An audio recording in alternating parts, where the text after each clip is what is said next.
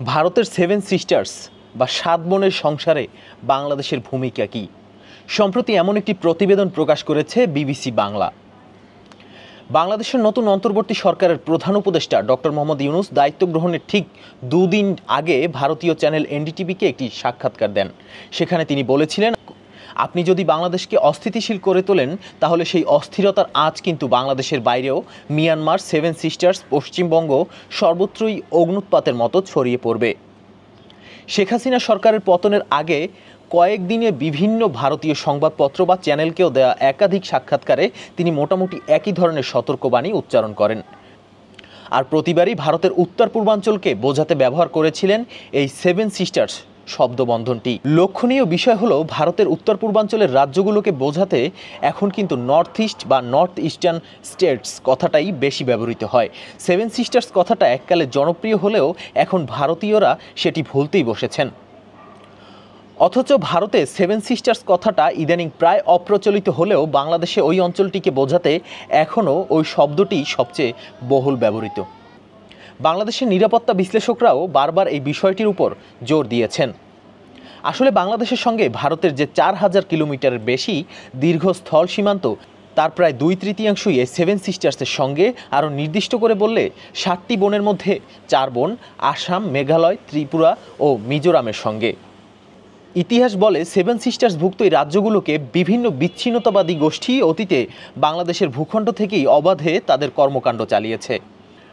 আবার যখন ওই নেতাদের বাংলাদেশ সরকার ভারতের হাতে তুলে দিয়েছে, তাদের সক্রিয়তাতেও দেখা গেছে ভাটার টান।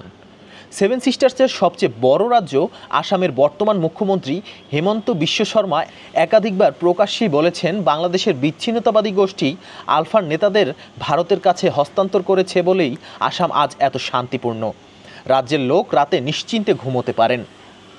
ফলে ভারতের এই অঞ্চলটির উপর প্রতিবেশী বাংলাদেশের যে একটা স্ট্র্যাটেজিক লিভারেজ বা কৌশলগত সুবিধা আদায়ের পরিসর আছে, সে বিষয়ে পর্যবেক্ষকরা প্রায়ই একমত।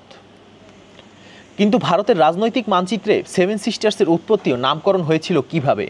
সাত বোনের এই পরিবারে কেন বারবার ভারত বিরোধী সশস্ত্র আন্দোলন ও বিচ্ছিন্নতাবাদ মাথাচাড়া দিয়েছে? সার্বিক জাতীয় নিরাপত্তার দৃষ্টিতেই বা ভারতের জন্য কেন এই অঞ্চলটি এত সংবেদনশীল?